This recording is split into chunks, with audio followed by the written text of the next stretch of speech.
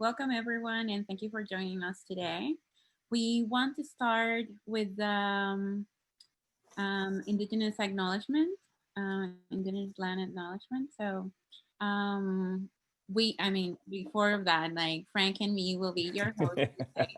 As in all the other, I just like I'm in a role. So, Frank and me will be your host today. We're gonna start right up with the Indigenous acknowledgement. Um, as a result of settler colonialism, indigenous people and colony residents have experienced histories of violence, genocide, cultural erasure, occupied land, marginalization, intellectual theft, and subordination. This has led to intergenerational traumas of many kinds. Colonialism is a current ongoing process that perpetuates imperialism, systemic and continued injustice for many indigenous peoples and non-self-governing territories within the U.S., such as Puerto Rico, the oldest colony in the world, Guam, the Commonwealth of Northern Marianas, American Samoa, and the U.S. Virgin Islands. While the UN Declaration on the Rights of Indigenous People, UNDRIP, was adopted by the UN General Assembly on September 13, 2007, with more than 90% majority votes of states, the US voted against it. In 2010, President Obama announced US support for this declaration. However, as the Senate was never voted this declaration into law, it is viewed as a resolution guiding all within the US to act in the spirit of the UN declaration, but not mandating implementation. In solidarity with the indigenous nations and communities of these lands, we would like to ground our own work together in the Articles of UNDRIP, acknowledging that indigenous people have the right to be free, prior, and informed consent on all aspects of human activity with their ancestral territories, their current communities, and their political, social, cultural, scientific, educational, and other organizations and practices. These rights and others are outlined in the UN DRIP, and we ask everyone involved in our joint work to take time to familiarize yourself with them. While we seek guidance from many who are part of tribal nations and communities as we move forward on ACE work within the US, it is their right to participate or not in this effort. Resources for those unfamiliar with Indigenous rights, histories, or movements around cultural and political resurgence are provided. Please take time to educate yourself as we engage in our joint work together. It is not the responsibility of Indigenous people to have to teach you. It is a gift given freely if so chosen. And we will also like to do a racial oppression acknowledgement. And the history of settler colonialism in the US is not the only history of oppression. Our founding documents dehumanize Black peoples brought to these lands against their will and subjected to violence of all kinds. Such histories have also led to intergenerational trauma and continued injustice. More broadly, we recognize that the histories of colonialism and anti-Blackness have been fostered by white supremacy, which has unjustly impacted and continues to unjustly impact people of color in many different positionalities. In solidarity with Black Lives Matter, we acknowledge past and current racial violence, as well as multiple forms of colonization against Black, Indigenous, and people of color, and take responsibility to desettle and abolish continual social, economic, and political injustice. We affirm the need for ourselves, our government, our communities, and our institutions to center those among us who are most vulnerable and marginalized so that we may reimagine our social structures with justice as a core principle. As we create this space, we work to honor the knowledges, practices, and worldviews that are gifts to the field of climate resilience from Black, Indigenous, and people of color communities. We make an agreement to work to avoid transactional relationships, instead respecting principles, reciprocity, and relationality in this work. as we endeavor to develop lasting partnerships that may foster a more just future guided by equitable decision-making processes. Thank you, Isatis. Those are really important points to ground what we're doing here. And before we get into, you know what, I'm just going to back up a second. I also want to, since we've got some more people in here, let's just center ourselves in what we just heard, because it's an incredibly important part of what we're doing here. It is clear that that has resonated in the entire process.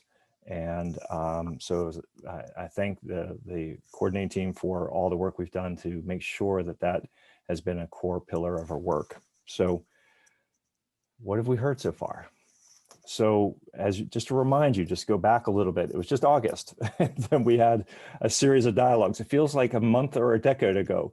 I mean, not a month, a year or a decade ago, but it was just August. And so through the dialogues and through the synthesis process and through the writing process, we have distilled the significant contributions from a very wide variety and diversity of people with lots of important points to consider. And so what we are seeing is something new. Because of the gifts of the backcasting process, I think our community is offering something very different than we have to date. And so it's significant, it's momentous, and it's important. And I just want to honor that. So what we can say is what we are seeing, and what we're doing here today is just to reaffirm and continue to refine this process, is decision-making must be inclusive and locally focused. Equity and justice are inseparable from climate action. Youth are calling for accelerated learning and action. We need evidence-based collaborative planning and decision-making. We need sustained financial support for sustained impact, a really incredibly central and important part of the ACE process. And obviously we have to acknowledge that COVID-19's recovery can accelerate a just and equitable climate action or actions. And time is of the essence. All of these things are what we're hearing in aggregate. And I think that we've been thinking about these things for years, but the freshness and the newness and the grounding of that work has come in through this backcasting process, and also a very careful community dialogue process. So both of those things are true. So it's been a fun ride with you all. And it's been a lot of work, but at the same time, I think when you have I actually updated this list, Isatis, because we had some more people join recently. When you have 253 institutions and over 340 individuals interested in participating, you're definitely starting to get the community resonance. That is definitely showing up here. And so I think that it's a great honor to be part of this process. It's really what we had hoped for. And I think that we have achieved what we aim to achieve from getting that representation. So I think that's critically important. So do you want to kick it over here, Isatis? So we go back to process, which I love.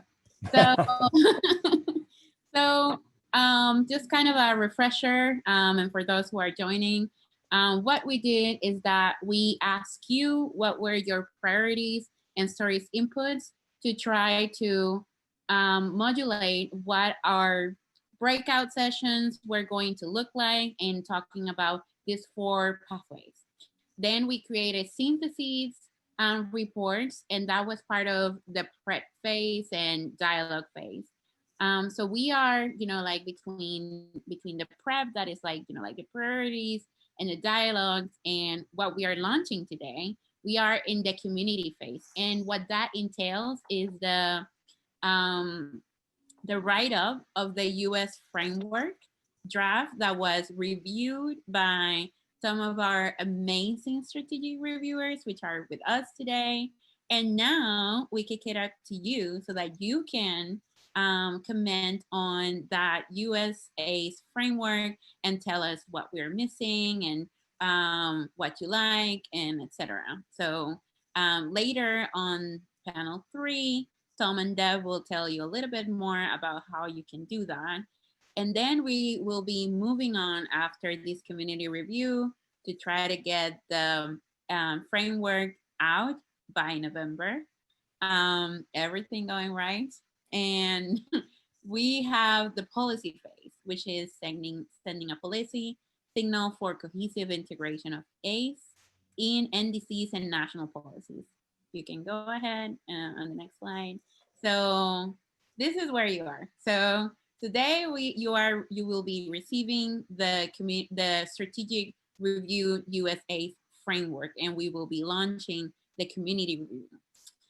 So the road ahead, right, that is from here to COP26 will include a lot of, going through your comments and releasing the US framework, and then briefing our policymakers and making sure that we are mainstreaming why ACE is important and why it should be included in an NDC, hint, get back to the Paris Agreement, and develop the USA's national plan for COP26. So, nothing too ambitious. Nothing too daunting, other than a rocket ship is launching here. So I also, the idea here that we are building momentum. I think that's a really important part here, that we're building momentum, we're centering the work and seeing if everyone else's important work sits inside of this work. We're trying to create a common strategy, a common set of goals, so that we can all contribute and make impact together. And we feel that is a critical piece of this work. So, but just know that today is just one day, but it's an important day because it really widens and deepens the thought about this. And so we've been carefully going out rapidly, actually. So, absolutely. So do you want to go over this? Just kind of like or this is the UN process, and we are signatories to the treaty, and so it's important just to know that this work that we're doing in the United States sits inside of an international process. Mm-hmm. So do you want to do that, and I'll pick it up? Yeah, absolutely. So this is the timeline that the UN has set out to. We'll see what COVID says. But so we just went through like the June momentum, and that was the launch of the 8th ACE dialogue. And it was very interesting because that was a series of dialogues which are ending next Wednesday. They have created a process that you can have like ACE regional dialogue. So last month it was the Americas, and then this Wednesday will be Africa and MENA region. So from July to October, we have like the finishing of that, and then in November there will be the global virtual event about finishing what they have heard around these ACE dialogues. In 2021, we are expecting the SB I-52 negotiations, which hopefully will be in person to review the Doha Work Program and start the negotiations about the new ACE program. And then November, COP26 in the UK. So, well, we will have like the pre-COP as well, but everything is in the air kind of how this will actually happen and the participation, etc. But what's really important, right, is that by COP26, the idea is that we build momentum and keep pushing for both a new ACE program, ACE work program, but also to encourage our government to push, to put together a national ACE strategy. So that will be completely awesome that US can become the first major emitter country to really have one of these strategies, which is really about how you get to adjust climate action. So that's the goal, and this is the road ahead that we need to keep in mind. So talking about, what is the road to COP26 and the policy phase that we were talking about, what we really did and what we really need to do, and, like what Frank said, is build momentum. So we need to be working together, and that means AIDS related professionals and community with deep experience in climate change. And the way to do it is to accelerate a just strategic planning process in early 2021. Um, and then try to build the momentum so that the next administration um, can start planning for a national AIDS strategy and support the delivery of a USA strategic plan at COP26 in November 2021. So the key piece is that we are creating this together, and helping to raise up what the USA's national strategic planning should be in 2020. So your work is absolutely critical for this. And that's why we are gathered here today, so that we can finish what we started in the same collaborative and co-create co-creational way that we have been operating. And I think one important point to add here is that the acceleration of a strategic planning process, the development of the framework, we believe, actually plays a critical role in enabling a rapid strategic plan. Because if we didn't have a framework, it would be very hard to do what we've done starting in January. Just imagine if we had to do the framework and then the plan. It's, August to November, or, is already done. So we should be able to hit a very fast process, because a lot of, and I just counsel you about that as you read the framework. Keep your eye on how this thinking is really deep and substantive and careful and methodical. We use the UN process to drive ours, so that it's really has an integrity to the UN process, but ultimately it's our nation's work, and it's for our circumstance that we do this work, unique to our circumstance. The United States is unlike any other country in the world on this issue. And so we need to have a plan that works for us. So it's by us, for us. And I think that that's a critical piece of this, so that we could actually accelerate come January if we have the opportunity. And I think that that's beyond us here. And just to remind us all, this is not an official process. What we're doing now is a preparatory process by the community, not an official chartered, ACE development process. We're just anticipating, but also we recognize that that having a strategy is incredibly important to our communities, to our states, to our cities, to our counties, to our territories, to our people, independent of the international process. But we think that it's also important to be collaborators internationally, because that's the spirit of the ACE agenda under the United Nations Framework Convention on Climate Change. So, make sense? Hopefully it does. I feel like I'm just talking to Isatis, but I'll do that any day. So they're all here with us. Before we go to the next panel, yeah, I forgot something that we didn't introduce ourselves. I know that you have seen us through the dialogues, but just making sure, since you'll be seeing our faces throughout the event, that you know like who is talking. So Frank, if you can go ahead and present yourself.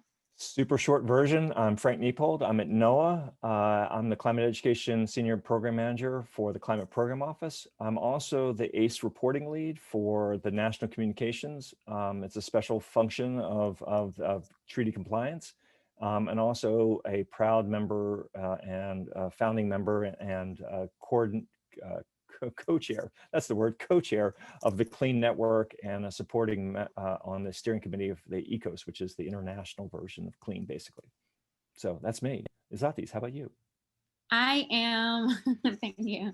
I am a Puerto Rican climate scientist. I study atmospheric chemistry, but I am very interested and have been at this work for a very long time, as a regional coordinator for Latin America of Citizens Climate Lobby. in civic diplomacy and public participation. So that's why I think ACE is so important. I'm also a supporting member of the ECOS coordinating team. Yeah, that's me in a nutshell.